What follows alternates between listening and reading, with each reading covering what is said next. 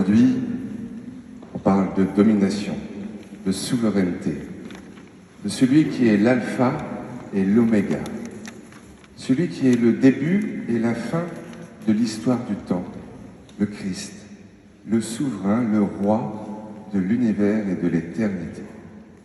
C'est beau, hein, ça fait majestueux et solennel. Mais est-ce que ça nous parle vraiment? Surtout nous, petits Français, nos derniers rois, on les a un peu décapités. Et je crois qu'on a tous plus ou moins un petit révolutionnaire qui est là dans notre petit cœur à chacun. Est-ce que ça nous parle, la figure de la monarchie? Et alors l'éternité, il y en a certains des fois ils disent, ça risque d'être long, surtout sur la fin. Est-ce que ça aussi, ça nous rejoint, ça nous nourrit dans notre quotidien? Royauté, éternité, c'est peut-être des images qui nous sont un peu galvaudées, floues et même des fois associées à des choses négatives et peut-être d'ailleurs à juste titre. Et pourtant, dans ces textes, dans cette fête qu'on célèbre aujourd'hui, mais quelle merveille nous est rappelée pour chacun et chacune d'entre nous. Ça fait quelques week-ends qu'on entend ces textes très allégoriques, très fantasmagoriques, féeriques, mais des fois un peu angoissants, des apocalypses.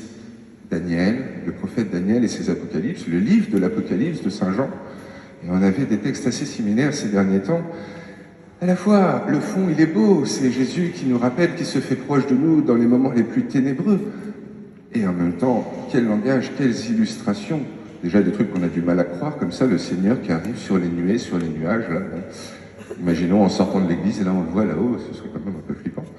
Et en plus, il nous parle comme ça de mots, souveraineté, domination. Et en plus, il dit que toutes les tribus de la terre vont être à son service. Ça sonne un peu esclavage dictateur, quoi. Déjà qu'on a du mal au départ, peut-être nous, avec le concept de roi en France, et si en plus il emploie ces mots-là, je ne sais vraiment pas si ça nous dit de le reconnaître. Et je me disais, est-ce que c'est pas comme le mot père? Le mot père, il y en a certains d'entre nous, malheureusement, ils n'ont pas eu une figure de paternité toujours des plus belles, des plus aimantes. Et ils ont du mal à dire à Dieu le mot père, notre père. Parce que pour eux, justement, par leur vécu, c'est une image qui a été galvaudée, abîmée. C'est peut-être un peu la même chose avec la figure de la royauté. La royauté, et surtout encore plus celle de Jésus, celle qui nous donne un exemple, lui, le souverain exemple parfait, le souverain exemple parfait. Mais au final, le roi, c'est quoi? C'est celui qui gouverne, comme un gouvernail. Donc c'est celui qui guide, qui oriente. Et Jésus, on sait où il nous oriente, au paradis, à la bonne nouvelle de Dieu. Mais plus que ça, le roi, c'est celui qui ordonne. Alors, il peut ordonner en mode petit chef, celui qui commande, mais ordonner avant tout, ça veut dire mettre de l'ordre. Là où il y a du désordre, où on est perdu un peu dans les ténèbres, lui, il essaye de remettre un petit peu d'ordre dans tout ça. Le roi, je crois que c'est celui qui, avant tout, prend soin de ses sujets. On les appelle comme ça, les gens d'un roi. Les sujets. Mais sujets, en fait, c'est de la même famille que soi.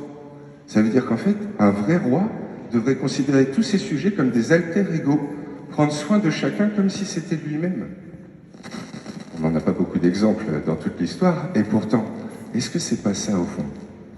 Je crois que la figure du roi, c'est vraiment le pasteur et le moteur.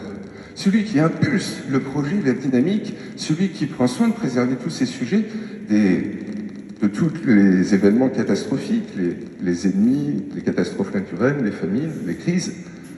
Mais plus que ça, c'est celui qui est vraiment tantôt au début, tantôt à la fin pour aller rattraper ceux qui sont un peu perdus. C'est la tête, quoi. Si on est un corps, le corps de l'État français, de la France, de notre patrie, bah, il faut une tête. Et si on est un corps, le corps du Christ, il en faut une. Et c'est vrai que des fois, la figure de la tête, c'est pas toujours une tête qui nous paraît bonne, nécessaire. Et pourtant, je crois que lui, c'est vraiment ce qu'il nous propose. En tout cas, c'est comme ça qu'il se présente. Et d'ailleurs, quand il nous dit que tout le monde sur cette terre sera invité à être à son service, ce n'est pas forcément l'image d'esclavage avilissant qu'on en a aujourd'hui. C'est sûr qu'aujourd'hui, être au service, c'est plus tellement valorisé. Voire même, on a des fois des images un peu déshumanisantes, des gens qui essayent d'être au service et qui se retrouvent vraiment rabaissés. Mais pourtant, moi j'adore quand je vais dans les différentes écoles et qu'il y a besoin de rendre un service, que ce soit, je sais pas moi, essuyer le tableau à la fin de période du cours, que ce soit aider un copain qui a le bras dans le plâtre ou quoi, vous êtes les premiers à la cantine à lui préparer le plateau, vous vous chamaillez pour rendre service. Je trouve ça génial. Vous avez compris que dans le fait de rendre service, ça vous apporte à vous en premier, parce que vous êtes reconnu comme utile, vous vous sentez utile, et puis vous êtes reconnu pour ce que vous êtes. La personne, elle a confiance en vous, il y a une complicité, un lien qui se crée, un lien de service mutuel au fond.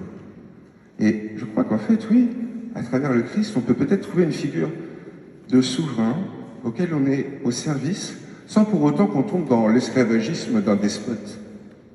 Oui, en fait, elle est peut-être belle, cette figure de Dieu telle qu'elle nous est présentée aujourd'hui. Ce Jésus, ce grand sage, ça a priori toute la planète reconnaît comme un homme d'une grande philosophie, d'une grande sagesse. Nous, les chrétiens, on le croit Dieu, fils de Dieu.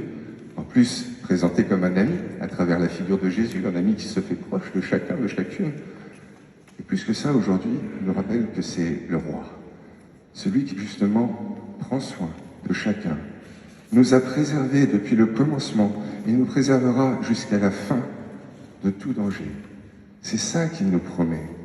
Mais alors ça, justement, il s'est engagé et il s'engage et il s'engagera de toujours à toujours avec chacun d'entre nous. L'éternité, là encore, on a du mal à nous la figurer. Éternité, hors du temps. On n'arrive pas à le concevoir, on est tous dans le temps qui passe là. Comment se figurer l'éternité? Et je me disais, mais au final, est-ce qu'on n'est pas nous tous comme des petits poissons? En plus, les chrétiens, au début, ils faisaient le symbole des poissons, d'une certaine façon, c'est un peu l'esprit. Et il y a certains poissons, des fois, ils n'ont pas suffisamment de force pour pouvoir remonter le courant. Et puis, non plus pour pouvoir aller très loin, beaucoup plus vite. Et imaginons qu'on est des petits poissons, le courant, ça représente le temps qui s'écoule. Alors, on pourrait penser que c'est une petite rivière qui s'écoule de façon linéaire, comme ça, mais imaginons plutôt qu'elle s'écoule en spirale. Et que, en fait, nous, on est dans le courant, dans le temps qui passe, on ne se rend pas trop compte de ce qui se passe ailleurs, mais sur la terre ferme, il y a Dieu, Jésus qui est là. Et lui, vu que c'est en spirale comme ça, en une foulée, il peut aller du début comme à la fin, comme il veut. Mais nous, on se rend compte de rien, on est perdu dans notre petit courant, on ne voit pas tout ça. Mais pourtant, si on réussissait à sortir de l'eau, ça nous paraîtrait évident. Je crois que c'est ça, l'éternité. Quelque chose qu'aujourd'hui, on ne voit pas, et pourtant, il est là, de l'alpha à l'oméga, du tout début. Alpha, c'est la première lettre de l'alphabet grec, jusqu'à oméga, la toute dernière. De toujours à toujours, il est à nos côtés. C'est la dernière phrase de l'Évangile selon saint Matthieu. Je suis avec vous tous les jours jusqu'à la fin du monde. C'est ça qu'il nous promet.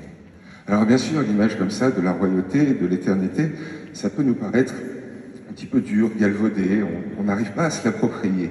Et pourtant, les amis, c'est Dieu lui-même, le créateur de tout, celui qui était là à l'alpha, celui qui veut tout pour nous à l'oméga, qui nous rappelle, lui qui s'est fait notre meilleur ami, en tout cas qui se présente à nous comme celui qui veut être notre meilleur ami, qu'il met aujourd'hui tout son honneur, toute sa parole, toute sa personne pour nous promettre de nous préserver, de rester à nos côtés pour nous offrir le plus possible de paix et de prospérité jusqu'à l'éternité.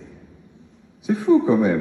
Je ne comprends pas qu'on n'arrive pas à se faire plus nôtre cette réalité. Parce que, imaginons qu'on soit tous des sujets britanniques, des sujets de la reine Elisabeth II. Eh bien, non, les Britanniques, on sait qu'ils sont très attachés à cette figure. Et pour le coup, imaginons qu'elle en choisisse un ou deux parmi vous pour les anoblir l'ordre. Vous savez, sœur Gabrielle, par exemple, j'en sais rien, Sylvie. Et j'imagine à quel point vous seriez aux anges de sentir ce petit privilège qui vous serait offert, cette complicité que celui qu'on considère comme le souverain, celui qui peut tout pour vous, créerait avec vous cette confiance, cette complicité. Et bien là, c'est pas de la reine Elisabeth II dont on parle, c'est de Dieu. Et c'est pas d'un simple anoblissement comme ça pour rajouter sœur devant votre prénom et puis avoir un petit titre qui est quand même assez classe. On parle d'un adoubement de sainteté. C'est ça qui nous offre à chacun, la sainteté. Et elle n'est pas réservée à une petite élite, il nous le redit à la fin de l'Apocalypse qu'on vient d'entendre. Il suffit d'avoir le désir, d'avoir confiance en ce qu'il nous dit, le désir de croire en sa parole, et alors encore plus quand on est baptisé. Mais oui, on est déjà intronisé dans sa sainteté. Pour le redire avec des mots peut-être un peu simples et pourtant, je crois, éminemment profonds, il fait de chacun, de chacune d'entre nous, des petits princes, des petites princesses de ce qu'il est, le roi de l'univers. On porte tous dans notre cœur cette hérédité royale, ce mystère sacré du roi de l'univers qui est là, dans le cœur de chacun. Il y a peut-être juste qui nous offre de toujours mieux mesurer cette grâce qui nous est donnée, qu'on puisse toujours mieux sentir cette puissance de sacré nous habiter, la laisser la développer et toujours plus en profiter.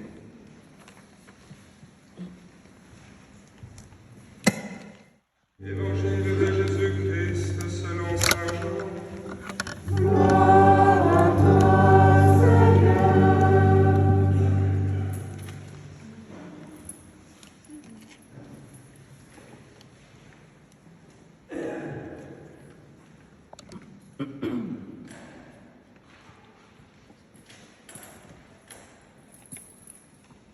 En ce temps-là, Pilate appela Jésus et lui dit : « Es-tu le roi des Juifs ? » Jésus lui demanda : « Dis-tu cela de toi-même, ou bien d'autres te l'ont dit à mon sujet ?»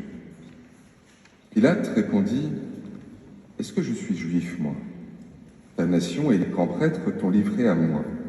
Qu'as-tu donc fait ? » Jésus déclara : « Ma royauté n'est pas de ce monde. Si ma royauté était de ce monde, j'aurais des gardes qui se seraient battus pour que je ne sois pas livré aux Juifs. En fait, ma royauté n'est pas d'ici. » Pilate lui dit : « Alors, tu es roi ? » Jésus répondit : « C'est toi-même qui dis que je suis roi. Moi, je suis né, je suis venu dans le monde pour ceci, rendre témoignage à la vérité. Quiconque appartient à la vérité, écoute ma voix. » Acclamons la parole de Dieu.